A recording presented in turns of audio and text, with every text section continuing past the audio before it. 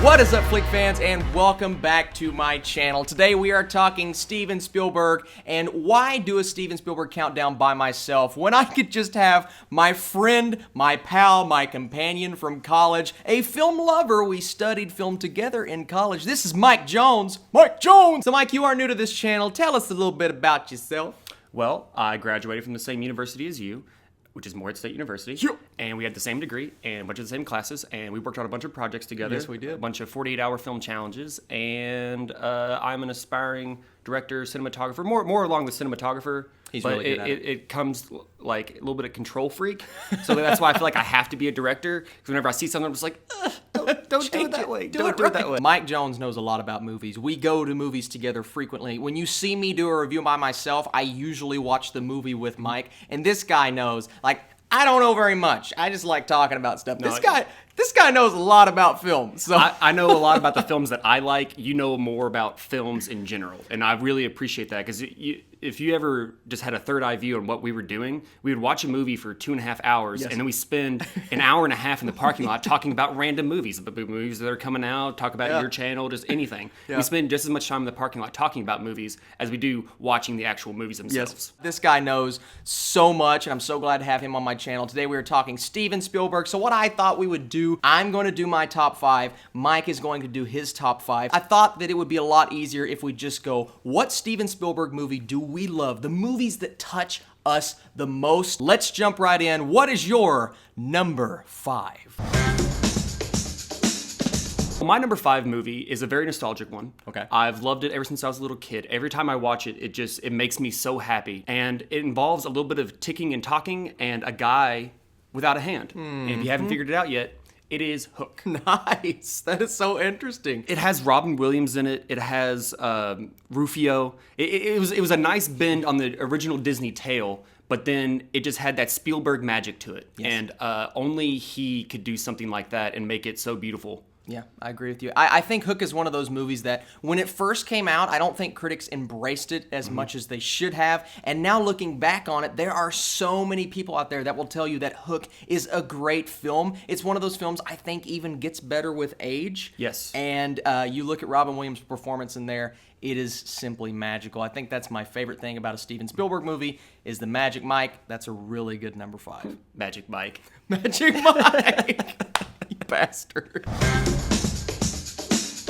So my number 5, and Mike, I think it's interesting that we're not telling each other what our lists are, so we're kind of figuring this out as we go. I'm going to make my number 5 Jurassic Park. It's a movie that I find myself rewatching every 2 or 3 years at least. It's a film that I think ages super well. It's the first time we got these masterful special effects on screen. It's a beautifully directed film by Steven Spielberg, but only he could bring the magic to a movie like that. I feel like if, not any other director, but I feel if another director attempted to tackle something like this, it may not have come across as something that was so fantastic at the time.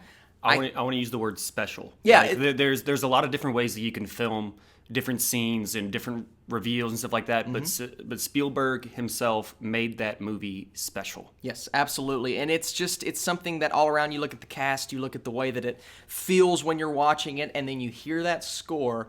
John Williams, just everything about it works for me. I think Jurassic Park, while it's not the best made Spielberg movie, to me it has that magic, and it's my number 5 movie.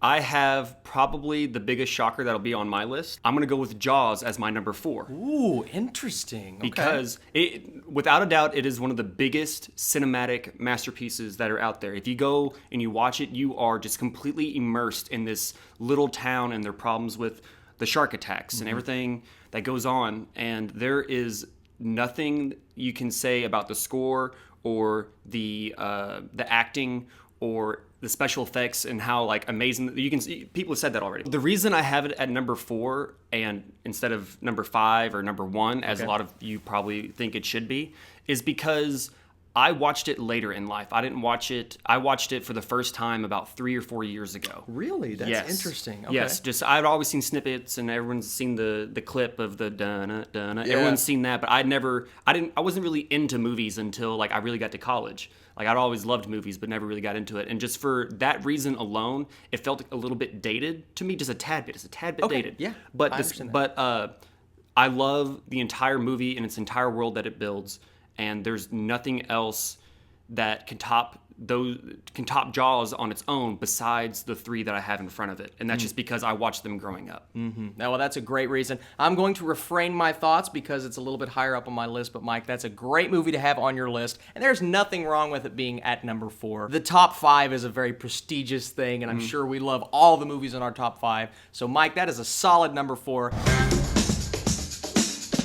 I am kind of going the same route as you, Mike. This is a movie that I think a lot of people have a lot higher. And honestly, this and Jaws, I think, are Spielberg's 2 best films in terms of quality. And this one is just, it's everything about it is so fantastic. But it's not really rewatchable, in my opinion. And that is Schindler's List. It's not a movie that I'm going to go back and watch over and over. I've only seen it twice in my life. It's a hard movie to get through, Mike. But it is so well made. It is so beautiful. Liam Neeson is better than ever here, and you will never see Spielberg do something that is on this scale of epic with this scale of screenwriting and just the way that it feels. And then you have the black and white aspect, which just, I think, brings a whole nother level to it.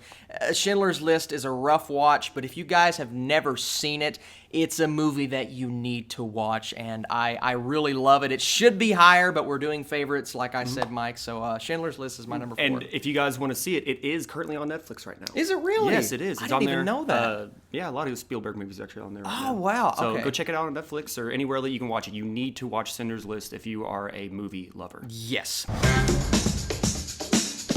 When I was first learning how to love movies and appreciate everything that they were, one of the first ones I saw was Shawshank Redemption. Amazing. okay, And everything like yeah. that. But this one was in the same realm for me, and it's Catch Me If You Can. I knew it. I knew where you were the going same with realm that. as That's a me. great, Mike. That is a great choice. It's not in my top 5, but it is very close. It's one of my honorable mentions. So why did you put this in your top 5? Tom Hanks, DiCaprio. But besides the point of the amazing cast they have, it's like a coming of age story. Yeah. That's not a coming of age story. Okay. It's a very like I have to grow up right now and I have to make the best of what I have, and this is what I've been given, and it comes back to the beginning and other things that happen, and it's just a well-made movie, and I've watched it 20-odd something times. Like, I love this movie. I have it on DVD, I have it on digital, I have it downloaded to my computer. I can watch it at any time and still enjoy it just like I did the first time. I wasn't expecting that, honestly. I told you. It's an outside-of-the-box choice, but if you guys, once again, we're going to say this for every movie. If you haven't seen Catch Me If You Can, Tom Hanks and DiCaprio, you can't say anything else.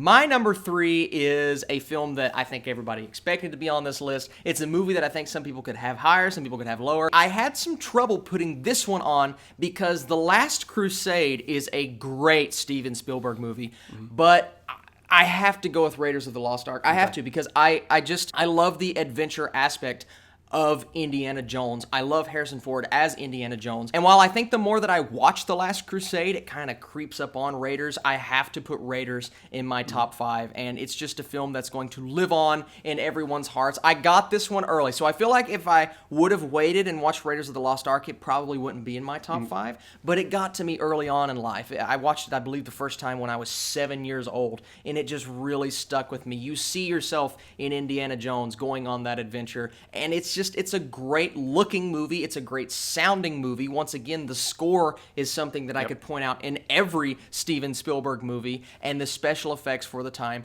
were really good. Indiana Jones, Raiders of the Lost Ark is my number 3 favorite movie. My number 2 is a movie that's already been mentioned, involving a little red coat. If you don't know what movie we're talking about, once again, you should go watch it. It's on Netflix at this moment. It is Schindler's List. Yes. The entire movie is visual, just audio. Everything about it is gorgeous. Beautiful. But the subject matter makes it really harsh. And it almost sounds like an Oscar bait type movie. Like it has to be about a Nazi. It has to have a good score and good actors and a slow pan and stuff like that. Nazi. But the entire point of the movie is just to show like how much humanity there is in the world, and like that entire story itself is just amazing. It's incredible. I keep doing this with my hands. It's okay. It's all in this nice little world. It's incredible. I think Jaws is just so, oh my gosh, it's so incredible. It's one of those movies, like I said, if you've never seen it before and you go and you watch it right now, sure, some of the special effects aren't going to hold up, but for me, Jaws is one of those movies, once again, that I caught as a young kid. It was the first blockbuster in history, and it is, I think, when it comes to how the actors take this script and portray it on screen, in that regard, I think it's a perfect movie. They do such a great job of taking that material and making this just a powerful movie, and not just a powerful movie, a scary movie. It's a movie where the shark is barely on screen, yet it is horrifying. You feel its presence at all times. Absolutely, and I think the biggest reason for that is, you know, you have the score, but I think it's Spielberg's direction. The way that he makes this shark feel in the film while you're watching it just gives you a totally new perspective on what it's like to sit and be immersed by a movie, and I think that's why Jaws is my number 2. Speaking of Schindler's List and other World War II type movies, if you haven't seen this movie, you need to watch it. It is Saving Private Ryan. It is my favorite war movie of all time. Kelly's Heroes is number 2. Okay. With I like Clint Eastwood. that. Kelly's Heroes That's is number 2. an underrated movie. It's a very underrated movie. It's kind of cheesy, but it's really underrated. It's good. But I like it. Saving Private Ryan, the imagery was something that looked so realistic and something that's kind of implemented in like Hacksaw Ridge in more recent time. Like Mel Gibson did a great job in that film, but I feel like it was kind of copying what a little bit, like the style of it and everything like that. It all comes from Saving Private Ryan, and there's too much going on in the film to like really discuss. It's just one of those must-see cinematic pieces in our history. I completely agree with that, Mike. That's interesting that that's your number 1 movie, because that is also my number 1 Steven Spielberg movie. Like I said, we didn't discuss this, no, but it's not at all. It's so weird that we both. I saw your eyes light up in the screen. I looked at you. I'm like, that's the one. This is my favorite war movie ever made. Like Mike said, you can't go in too much detail because there's so much to talk about. You have the performances. You have Tom Hanks just brilliant in this film. Oh my God. And then you have the moments with the deaths on screen. Did you know that Vin Diesel's in this movie? Yeah. Yeah. Vin Diesel is in this film. I believe it was one of his first roles, and he was incredible in it. And then you look at Matt Damon, what he did. My goodness, everything about this movie, guys. It's the first war movie that I ever watched that made me almost cry. Everything about this movie, Mike, I love.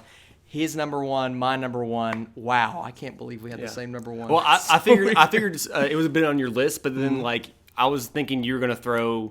I honestly thought you were gonna throw like E.T. or something like that something on a random, number 1. something crazy. Yeah, no, it's an honorable number 1. I want to know, what are your all's favorite Steven Spielberg movies? Give me your top 5, your top 10. Leave some comments below. I love seeing your lists, and if you have some ideas for some other things that I can do in the near future, as always, let me know. I have taken your ideas so far, so don't think that I'm counting those out. I have them all on a notepad somewhere, and I'm going to get to each and every one of them eventually. Mike, thank you so much for doing this video with me, man. Anytime. Where can the people find you on the internet? You can find me on Twitter, and you can find me on Instagram. I am a social media hermit, and I only watch from the outside and tweet. But if I like your tweet, that means it was really funny and made me actually laugh in person. That's like, he's a lot more like into the social media and stuff like that. And so I see something, I'm like, ooh, that's funny. I like that.